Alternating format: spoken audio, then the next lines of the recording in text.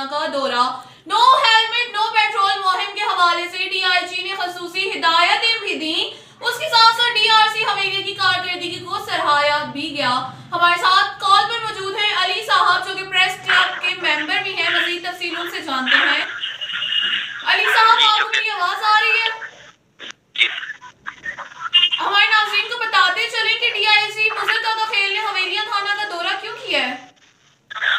जी, DIG साहब ने DRC का दौरा किया है, वो डीआरसी हवेली की दावत पर किया है और इस मौका पर उन्होंने डीआरसी की जो परफॉर्मेंस है उसको खूब सराहा है।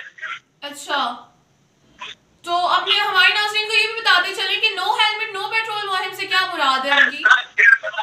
जी बिल्कुल, नो हेलमेट नो पेट्रोल की जो कैंपेन शुरू की गई है ट्रैफिक पुलिस की जानिब से और हजारा पुलिस की जानिब से, उन्होंने इस मौका पर इस मुहिम को मजीद तेज करने का भी कहा और इस मुहिम के साथ में काफी हद तक कमी आई है, तो उसको भी उन्होंने खूब सराहा है।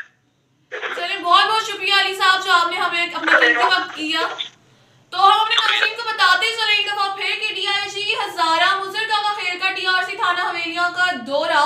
नो हेलमेट नो पेट्रोल मुहिम के हवाले से डीआईजी ने खसूसी हिदायतें भी दी और डीआरसी हवेली की कारकर्दगी को सराहा भी गया।